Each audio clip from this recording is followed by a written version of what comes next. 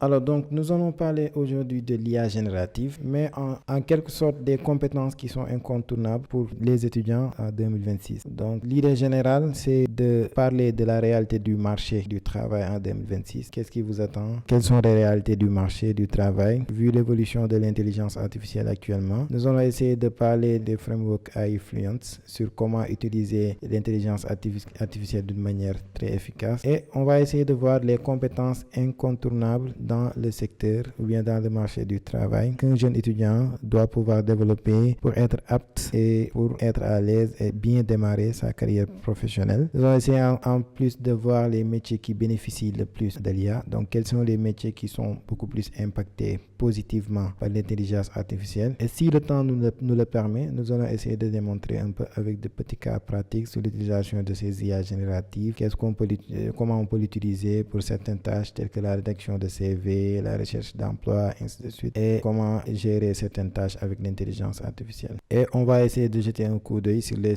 profils qui réussissent en 2026 avec l'ère de l'intelligence artificielle. Alors donc, il faut noter que dans un monde où l'IA est accessible à tous, donc il faut noter les compétences qui vous feront encore et qui permettront de faire la différence sur le marché du travail. Donc, vu qu'actuellement, on a vu l'évolution technologique avec l'intelligence artificielle, des outils qui se mettent à jour de jour en jour, des nouvelles outils qu'on crée, de nouvelles fonctionnalités. Donc, l'idée générale, ce n'est pas de suivre les outils, mais de savoir comment est-ce qu'on peut se positionner pour être différencié dans le marché du travail. Donc, il faut noter aussi que l'IA ne va pas supprimer la nécessité d'avoir des compétences. En tant que jeune étudiant, vous devez pouvoir travailler sur l'acquisition de vos compétences. Donc, l'IA, ce qu'elle fait, elle déplace la valeur. Donc, autrefois, on voyait des jeunes qui avaient déjà des compétences, des connaissances, le savoir-faire et le savoir-être. Donc, ils avaient aussi leur diplôme et à côté, ils postulaient, avaient le premier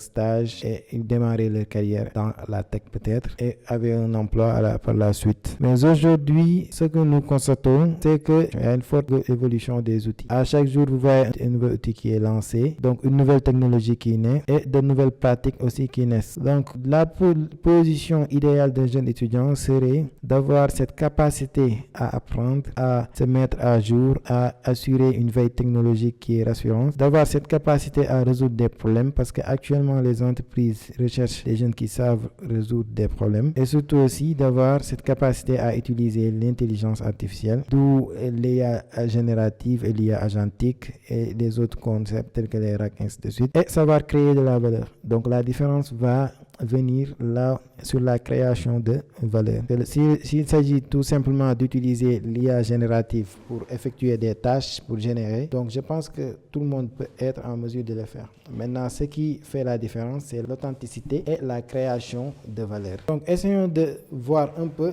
quelle est la réalité du marché du travail en 2026. Parce que l'IA est venue avec ses réalités. L'IA a beaucoup bouleversé le marché, surtout dans le secteur numérique. Donc, si on constate bien ce qui était des développeurs dans les années vers 2020, 2016, avant 2022, donc le métier du dev a beaucoup changé actuellement avec l'arrivée de l'IA, surtout avec les IA génératives et les IA agentiques et tout. Donc l'IA, ce qu'elle remplace vraiment, donc elle remplace certaines tâches, souvent les plus répétitives ou les plus mécaniques. Donc l'aspect qu'on va voir après la délégation, qu'est-ce qu'on doit déléguer à l'IA lorsqu'on travaille, ou bien lorsque même nous apprenons avec l'IA, qu'est-ce que l'IA doit pouvoir faire. Donc si vous maîtrisez bien votre domaine, vous saurez exactement quoi déléguer à l'IA et qu'est-ce que vous devez faire. Donc les personnes qui utilisent efficacement l'IA deviennent beaucoup plus productives que celles qui ne l'utilisent pas ou qui l'utilisent mal. Donc ça, je pense que cette phrase-là, vous l'entendez très souvent. Donc l'IA va remplacer les gens qui ne vont pas l'utiliser, ainsi de suite. Mais savoir utiliser l'IA va au-delà des croyances que nous avons actuellement. Donc pour le moment, nous pensons que le fait de rédiger des prompts, le fait de générer des choses extraordinaires, de générer des tâches rapidement avec l'IA, fait la différence. Alors que ce n'est pas le cas. Ce qui fait la différence, c'est la manière d'utiliser l'IA d'une manière fluide et d'une manière efficace et professionnelle. Donc, et pour voir comment est-ce qu'on pourrait utiliser l'IA afin d'une manière professionnelle, fluide, d'assurer la différence, de se démarquer, donc de voir comment est-ce qu'on peut collaborer efficacement l'intelligence artificielle avec l'IA. Donc, je vous propose le cadre de travail, donc le framework qui a été proposé par l'entreprise Anthropic. Si vous partez dans Anthropic Learning, vous allez voir le cadre le cadre AI Fluence qui se base sur ces 4D. D'abord, la description, le discernement, la diligence et la direction de l'IA. Donc, la capacité à travailler avec l'IA de façon efficace, efficiente, éthique et sûre. Donc, ça, c'est un article de AI Fluence Framework de Anthropic qui a été publié en 2025. Donc, nous allons essayer de se baser sur ça pour pouvoir comprendre exactement comment est-ce qu'on peut utiliser l'IA d'une manière intelligente afin de pouvoir se démarquer, afin de pouvoir avoir une différence avec ceux qui l'utilisent. Parce qu'actuellement, bien évidemment, tout le monde utilise l'IA, mais est-ce qu'on l'utilise d'une manière efficiente? Donc, ce n'est pas le fait de mémoriser des prompts parfaits ou des astuces. Donc, ce sont des mythes qu'on nous partage. Donc, il faut maîtriser le prompt. Il ne s'agit pas uniquement de maîtriser les prompts. Donc, certes, le fait de rédiger de très bons prompts, c'est important, mais ce n'est pas le reste. Donc, c'est être un humain qui est responsable dans la boucle. Donc, il y a le principe de human in the loop qui est très important que vous devez respecter dans l'utilisation de l'intelligence artificielle. Donc, l'IA vient pour augmenter votre travail. Donc, vous devez être des professionnels ou bien des étudiants qui sont augmentés par l'IA, mais pas des professionnels ou bien des étudiants qui dépendent bien évidemment de l'IA. Donc, dans ce cas, il va falloir quoi déléguer à l'IA?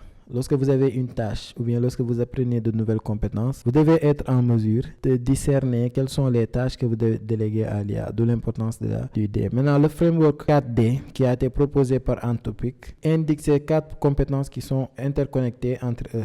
Il y a d'abord la délégation, il y a la description, le discernement et la diligence. Donc ces 4D, lorsque vous les maîtrisez et que vous l'appliquez dans l'usage de l'intelligence artificielle, vous allez rester acteur de votre propre travail, pas un spectateur. Alors, donc avant même d'attaquer ces 4D, ce framework basé sur les 4D, nous allons essayer de voir un peu une différence entre des termes sur l'usage de l'intelligence artificielle, donc sur les modes d'interaction avec l'IA. D'abord, nous avons l'automatisation, nous avons l'augmentation et l'agency. Donc, l'automatisation, l'IA exécute une tâche précise selon les instructions humaines précises. L'humain définit tout, l'IA exécute. Et là, l'humain va intervenir uniquement sur le discernement, la partie discernement, donc là où il doit valider les bonnes réponses de l'IA et essayer d'apporter des corrections que l'humain doit pouvoir faire avant de valider le travail. Il y a l'augmentation. Ici, l'humain et l'IA collaborent comme partenaires de réflexion dans un aller-retour interactif. Donc, vous lui posez des questions, il répond, vous essayez d'examiner, de lui reposer des questions, essayez de corriger et d'améliorer le travail afin de voir le résultat. Donc, les deux contribuent au résultat. Et il y a une approche agency où l'humain configure l'IA pour qu'elle travaille de façon autonome en son nom selon un cadre défini à l'avance. Maintenant, pour ces 3 modes d'interaction avec l'intelligence artificielle, ce que doit comprendre l'utilisateur, c'est que pour chaque tâche ou bien pour chaque type de travail que vous devez faire avec le mode d'utilisation, d'interaction, donc qui est beaucoup plus pertinent pour l'utiliser. Donc tout dépend du type de tâche, de la nature de la tâche que vous devez faire pour le choix du mode d'interaction avec l'intelligence artificielle.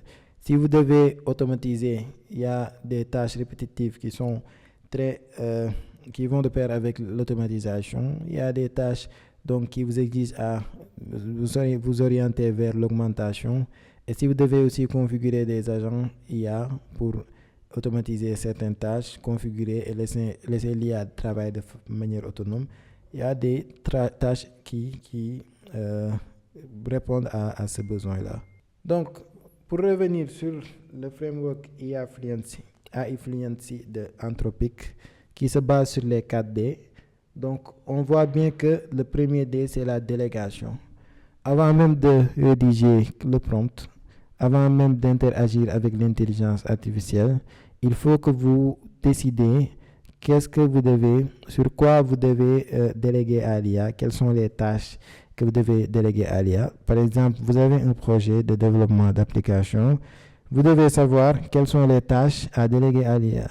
Donc, tout ce qui est aspect sécuritaire, tout ce qui est aspect architecture, tout ce qui est bonne pratique, ça, si vous le déléguez à l'IA, vous risquez de ne pas produire une application robuste et performante. Mais par contre, tout ce qui est génération de code, les tâches répétitives, donc là, vous pouvez le déléguer à l'IA.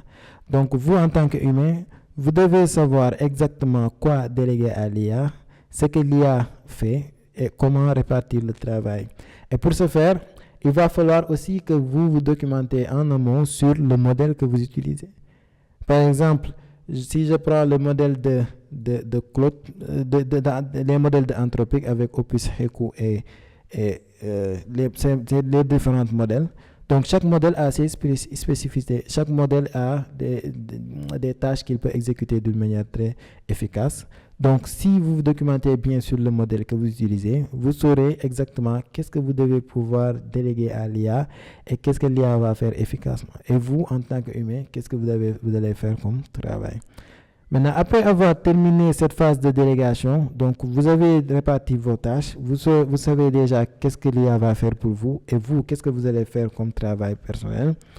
Et vous allez rédiger vos prompts. Et dans la rédaction de prompts, il y a la description. Et la description ne se limite pas aussi par la rédaction de prompt. La description, c'est le fait de pouvoir contextualiser la tâche que vous allez donner à l'IA. C'est le fait de pouvoir donner l'ensemble des informations que l'IA aura besoin pour pouvoir exécuter votre tâche.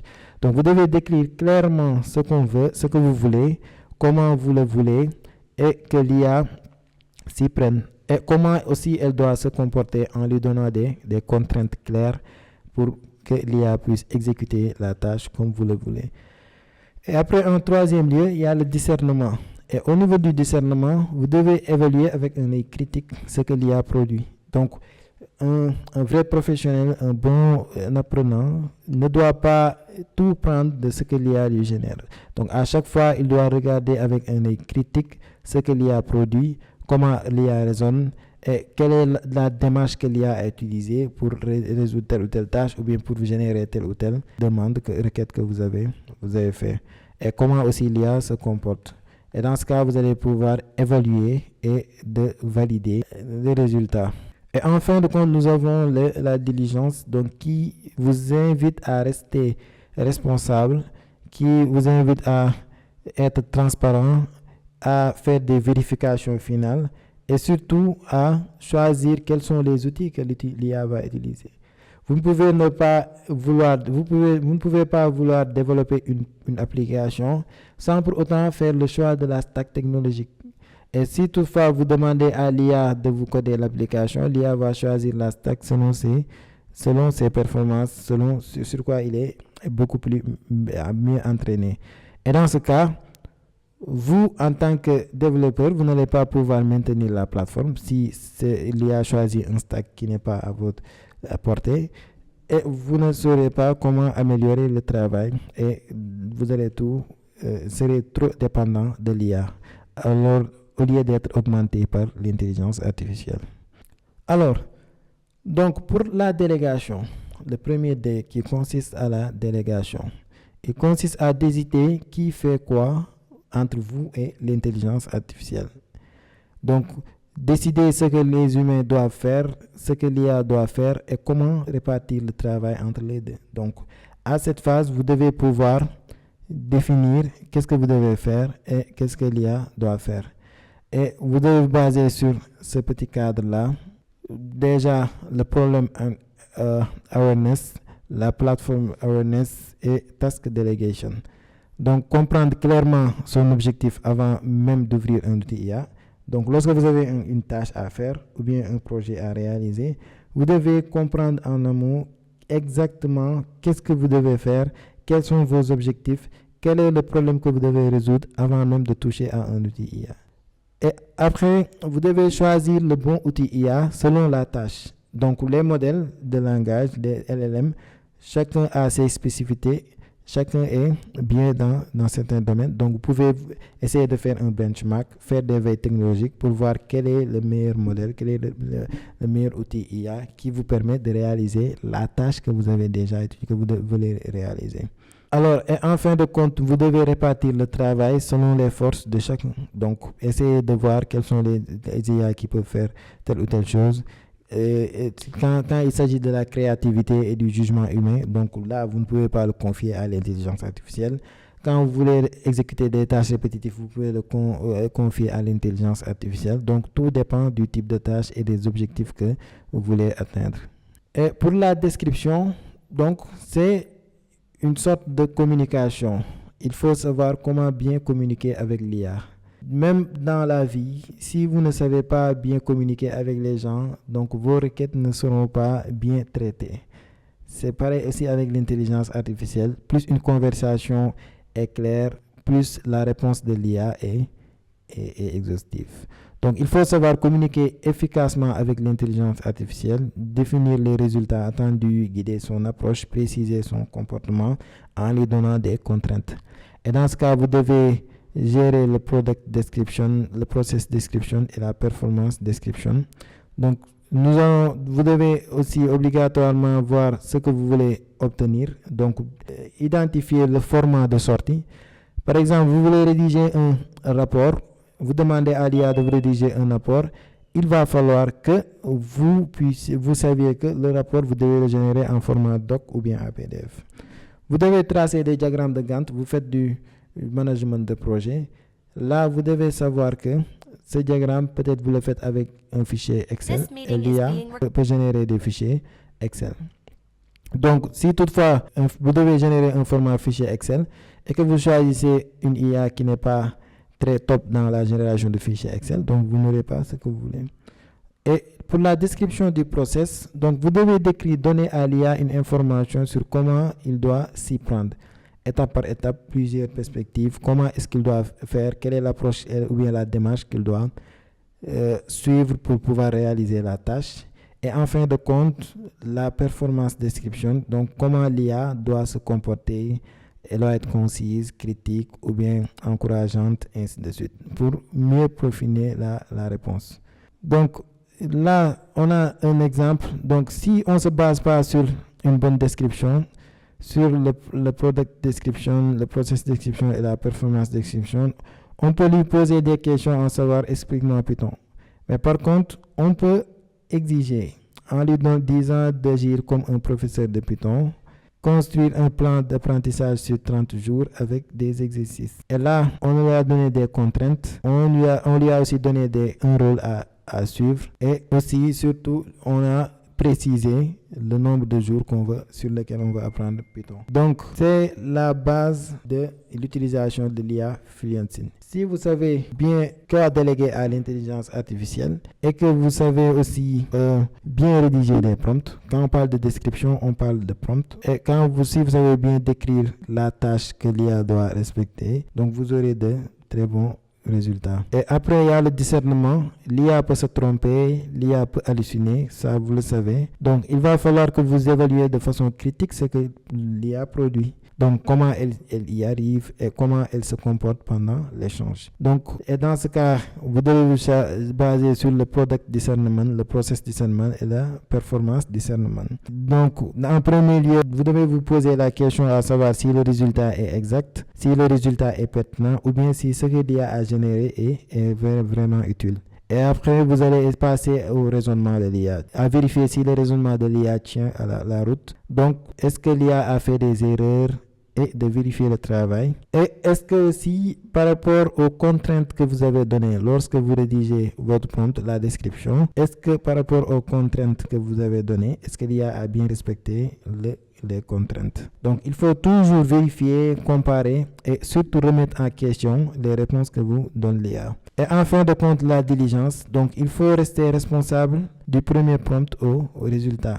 donc Creation Transparency Diligence et le Deployment Diligence. Donc il faut utiliser l'IA de façon responsable et éthique, donc choisir des outils IA avec soin, être transparent, respecter l'éthique de l'usage de l'IA, ne pas lui fournir des informations secrètes, des clés d'API, ainsi de suite, des informations qui ne devaient pas être partagées dans le grand public parce qu'on peut avoir des fuites de données. Donc choisir le bon outil IA en termes de confidentialité, de sécurité, de pertinence pour le contexte et surtout être honnête sur la façon dont l'IA a été utilisée avec soit des professeurs, employés et équipes. Donc si vous rédigez par exemple des documents scientifiques, vous devez mettre des sources et si vous utilisez l'IA sans y mettre des sources, générer du texte, vous risquez de tourner le dos à l'honnêteté intellectuelle. Donc vérifier et assumer ce que l'on publie. Donc l'IA propose, l'homme dispose. Donc si on revient dans le cadre de votre étude, donc par rapport aux étudiants, par rapport à l'apprentissage, à la recherche, donc l'intelligence artificielle on peut l'utiliser pour le travail, pour qu'il puisse travailler à notre place, mais ceci n'est pas la meilleure approche. Il faut toujours l'utiliser pour mieux apprendre, pour mieux comprendre. Il faut l'utiliser pour avoir plus de productivité. Donc, on avait parlé de déploiement diligent. Cela nous permet d'expliquer et de défendre ce que l'intelligence artificielle nous rend comme réponse. Et on peut faire des évaluations critiques pour pouvoir examiner et évaluer la réponse de l'IA. Donc, le bon réflexe, c'est de demander à l'IA d'être un partenaire d'apprentissage, pas un joueur remplaçant. Donc, l'IA ne doit pas vous remplacer. L'IA ne doit pas effectuer des tâches à votre place. Surtout lorsque vous apprenez une nouvelle compétence, l'IA doit être là comme votre professeur le plus proche. Il doit vous aider à comprendre les concepts, à les tester, à les pratiquer et à faciliter votre apprentissage. Mais l'IA ne doit pas résoudre vos exercices. L'IA ne doit pas faire vos TD. L'IA ne doit pas être à votre place pour apprendre vos leçons. Alors, quand on parle de marché et d'intelligence artificielle, donc les enjeux, on parle aussi des compétences qui sont incontournables, donc des compétences qu'on demande dans le marché du travail en 2026. Donc, les compétences que je proposerai, donc que je trouve moi incontournables en 2026, ce sont d'abord les compétences qui vont autour du savoir apprendre rapidement. Donc, vu qu'il y a une forte évolution technologique, à chaque fois vous avez de nouvelles technologies qui naissent. Donc, il faut savoir apprendre rapidement avec l'intelligence artificielle, bien évidemment. Donc, savoir bien rédiger des prompts, faire une bonne description pour dans l'utilisation de l'IA, avoir une pensée critique, donc la diligence et le discernement. Donc, savoir remettre en cause les réponses de l'IA, même avoir cette pensée critique de pouvoir examiner et évaluer des informations que vous recevez. Savoir aussi résoudre des problèmes, parce qu'actuellement, la plupart des entreprises, ils cherchent des résolveurs de problèmes, pas des générateurs de code ou bien pas d'exécuteurs de tâches. Et aussi avoir cet aspect communicationnel, donc avoir des soft skills, surtout orientés vers la communication, savoir bien communiquer, bien dialoguer, et avoir une culture numérique aussi, et la créativité, la collaboration avec l'intelligence artificielle, savoir manager, gérer, et avoir ce qu'on appelle la flexibilité et l'adaptabilité. Voilà, et vous voyez bien que l'ensemble de ces compétences-là, ce sont, hormis les compétences qui ont rapport avec l'IA, l'ingénierie prompt, les compétences les plus utiles, ce sont en général des soft skills. Donc, vous devez développer ces compétences transversales-là afin de pouvoir vous démarquer dans vos domaines, que ce soit dans l'apprentissage à l'université ou bien dans le travail en tant que jeune professionnel. Donc, apprendre à apprendre devient donc la compétence la plus rentable actuellement. Donc, à chaque fois, il faut savoir monter en compétence. Donc, l'étudiant qui sait apprendre seul avec l'intelligence artificielle aura toujours un avantage. Et moi, je dirais que savoir apprendre seul avec l'IA, tout le monde doit pouvoir le faire. Donc, tout le monde doit être en mesure de pouvoir apprendre avec l'IA. Maintenant, la différence va venir tout d'abord sur comment vous utilisez l'IA d'une manière fluente, comment vous utilisez l'intelligence artificielle, comment vous rédigez vos prompts, et surtout, comment est-ce que vous allez traiter les informations que l'IA vous a données, d'où l'importance de savoir faire le discernement. Donc, identifier vite ce qu'on ne sait pas. Il faut déjà savoir nos limites, nous poser les bonnes questions pour savoir dans quel secteur d'activité nous sommes. Nous sommes étudiants dans quel domaine et quelles sont nos limites, qu'est-ce que nous n'avons pas encore compris. Et si on les identifie, on peut utiliser l'IA comme partenaire d'apprentissage, comme le premier professeur le plus proche de nous, pas comme un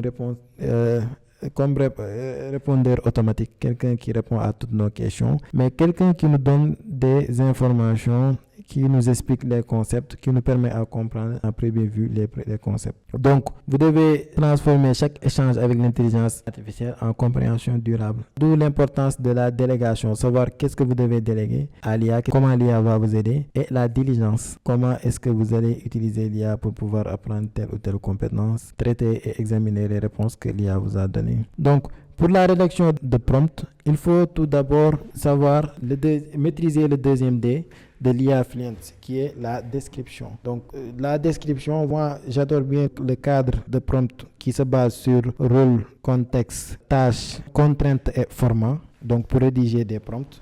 Et si vous avez cette structure, cette arborescence, vous allez pouvoir bien décrire ce que vous voulez que l'IA fasse pour vous. Donc, avoir une pensée critique. L'IA, il se trompe très souvent. L'IA, il hallucine.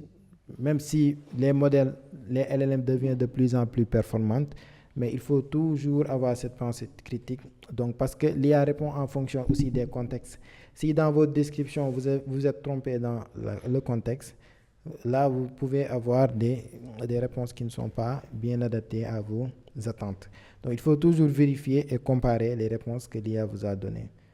Donc, il faut aussi avoir cette compétence de pouvoir résoudre des problèmes. Donc, actuellement, les entreprises recherchent des jeunes qui savent résoudre des problèmes. Donc, pas pour réciter des cours, donc pas aussi pour générer des tâches directement. Donc, il va falloir que vous essayez, face à un problème, de trouver des idées, de trouver des solutions et de savoir comment est-ce que vous allez utiliser l'IA pour résoudre rapidement ces problèmes. Et avoir aussi des compétences de communication, comme on l'a déjà dit. Donc, savoir présenter, convaincre, expliquer. Donc, ne pas confier une tâche à l'IA qu'après vous n'allez pas pouvoir expliquer. Donc, il faut à chaque fois essayer de comprendre ce que l'IA génère pour vous. Donc, le code que vous générez, le travail que vous faites, le rapport que vous générez et tout. Il va falloir que vous ayez une maîtrise, donc bien discerner, bien exploiter la réponse de l'IA, avoir cette maîtrise et de savoir l'expliquer, de savoir la présenter et surtout de savoir convaincre. Et ça sont des compétences donc, sur lesquelles l'IA ne pourra pas agir. Donc, ce sont des compétences que l'IA ne pourra pas gérer à votre place. Donc, ce sont des actions que vous devez faire, que vous devez maîtriser, sur lesquelles vous devez travailler. Donc, il y a aussi la culture du numérique, donc comprendre l'intelligence artificielle, la science des données, la cybersécurité, c'est quoi l'automatisation, c'est le marketing digital, la gestion de projets et tout, les nouvelles outils technologiques, assurer une bonne veille technologique afin d'avoir une culture digitale. Et quand on a une culture digitale, cela peut faciliter notre communication, cela peut nous aider sur notre communication. Et avoir la créativité. Donc, s'inspirer aussi. Quand la créativité en général, ça découle des inspirations. Savoir quels sont les outils, les plateformes qu'on peut utiliser pour nous inspirer. Quand on est designer aussi, savoir comment faire de très bons designs. Quand on est développeur, lire les codes des gens. Essayer de développer notre créativité afin de pouvoir nous démarquer. Et aussi savoir comment collaborer avec l'intelligence artificielle. Donc, pouvoir travailler avec les IA génératives qui existent, savoir comment est-ce qu'on peut collaborer avec eux d'une manière fluente en respectant bien évidemment les 4D, savoir bien rédiger des prompts, la description, savoir quoi déléguer à l'IA, la délégation, savoir examiner d'une manière critique ce que l'IA génère pour nous, le discernement et la diligence, guider l'IA, diriger l'IA, faire le bon choix, lui donner des contraintes afin d'avoir une réponse beaucoup plus pertinente venant de l'IA. Donc, pouvoir manager, organiser, essayer de prioriser, ça sont des compétences qui découlent de la gestion de projet. Et en fin de compte, avoir cette flexibilité de pouvoir s'adapter à n'importe quel environnement, de pouvoir s'adapter aussi de par les technologies. Et vous voyez bien le rapport entre le premier point et notre 10e point. Le premier point, c'est le fait de savoir apprendre rapidement, de monter en compétences très rapidement, apprendre à apprendre. Et le deuxième point, c'est l'adaptabilité. À chaque fois, nous avons de nouvelles technologies. Donc, vous pouvez changer de structure où on travaille avec d'autres technologies. Vous devez avoir cette capacité d'adaptabilité, de pouvoir rapidement monter en compétences, comprendre ces outils et de savoir les utiliser afin de maximiser votre champ et d'être beaucoup plus à l'aise dans votre travail. Donc, il y a des métiers surtout les métiers du numérique, qui sont beaucoup plus touchés positivement, je dirais, par l'intelligence artificielle. Nous avons le développement logiciel qui a été beaucoup impacté, mais qui peut avoir, où on note aussi des conséquences positives, parce qu'actuellement, le développement logiciel devient de plus en plus simple par rapport à auparavant. Donc, vous voyez bien qu'il y a beaucoup de produits SaaS qui sont lancés, il y a beaucoup d'applications qui sont lancées. Maintenant, un jeune entrepreneur qui a besoin d'un landing page, il n'a pas besoin d'avoir des compétences ou bien de dépenser beaucoup d'argent pour avoir une plateforme ou bien un site web. Donc, tout ça, on le fait grâce à l'IA. Donc, il y a des développeurs qui sont augmentés par l'IA. L'IA, donc, accélère l'écriture de code et simplifie de plus en plus le travail. Maintenant, ça dépend du développeur qui utilise l'IA. Donc, si toutefois vous n'avez pas la créativité, cette capacité à résoudre des problèmes, cette capacité à proposer des solutions qui seront utiles, donc des solutions qui répondent à des besoins, qui sont désirables, là, l'IA n'aura pas grand impact sur le processus de développement de vos logiciels. Donc, pour le marketing digital aussi, il y a la communication. Donc, maintenant, pour la création de visuels, de communication, la publication de posts, tout peut être automatisé et ça devient de plus en plus impactant. Donc, maîtriser les outils d'intelligence artificielle peut favoriser aussi ou bien accélérer même l'apprentissage du marketing digital et surtout vous aider beaucoup dans le marketing digital. Il y a l'UX UI design, donc avec des modèles de langage multimodal qui deviennent de plus en plus performants et qui arrivent à générer des visuels qui sont comparés aux visuels faits par des designers qualifiés. Donc avec cette performance-là, l'IA a apporté beaucoup d'évolution sur ce domaine. Et l'ingénierie de données, l'analyse de données, donc l'IA a impacté aussi ce métier et surtout l'entrepreneuriat. Donc les jeunes entrepreneurs qui avaient du mal à avoir des produits numériques, à lancer des startups tech, à mettre en place des MVP très rapidement, maintenant n'ont plus de difficultés pour lancer des MVP. L'apport ou bien le travail sera orienté ailleurs, sera orienté vers l'acquisition, vers la communication et surtout vers la résolution de problèmes. Est-ce que le MVP qu'on lance répond à un besoin? Est-ce que ça règle un problème ou quelque chose comme ça?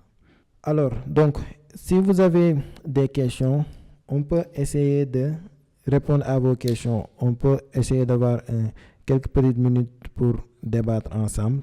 Et après, nous allons essayer d'appliquer le framework 4D pour essayer de rédiger peut-être des CV ou bien de faire une petite démonstration sur l'utilisation de ces IA génératives pour comparer un peu ces résultats, pour voir comment est-ce qu'on peut utiliser le framework 4D pour pouvoir améliorer notre usage de l'intelligence artificielle. Avez-vous des questions? Je voulais poser une question concernant, est-ce que pour mieux utiliser les IA, comme par exemple chat et tout, est-ce qu'on a besoin de payer des forfaits pour avoir plus de résultats et tout? Il faut noter que les entreprises qui mettent en place les intelligences artificielles, que ce soit Anthropic ou bien OpenAI, le premier aspect, c'est de faire du business. Donc, même la version gratuite qu'ils mettent à notre disposition, ils le font pour des raisons purement, peut-être je dirais marketing, pour qu'on puisse utiliser l'IA, savoir le goût de l'IA et de trouver l'importance de ces IA génératives. Par exemple, si je prends la version gratuite de ChatGPT, tout dépend de nos besoins. Pour certains besoins, est-ce qu'on a besoin réellement de payer l'abonnement? On peut ne pas avoir besoin, mais tout dépend aussi du nombre de tâches qu'on va réaliser. Donc, pour la version gratuite, il y a un certain nombre de tokens qui sont mis à votre disposition. Donc, si toutefois le travail est satisfait, vous n'aurez pas besoin de ça. Donc, si je prends aussi l'exemple de Crowd, eux, ils ne mettent pas à notre disposition beaucoup de tokens. Donc, vous générez 1 à 2 fichiers PDF. Donc vous voyez que pour la version gratuite, vous voyez que vous avez épuisé les tokens et vous êtes obligé d'attendre jusqu'à demain. Maintenant, si vous avez beaucoup de travail à faire, beaucoup de tâches à faire et que vous interagissez beaucoup avec l'IA, donc vous êtes obligé de payer un abonnement. Et vous n'avez même pas besoin de payer 2 à 3 abonnements IA. Vous pouvez même avoir un seul abonnement. Et pour les autres IA, utilisez la version gratuite pour pouvoir vous assister sur le discernement, sur l'évaluation des réponses de l'IA sur laquelle vous êtes abonné.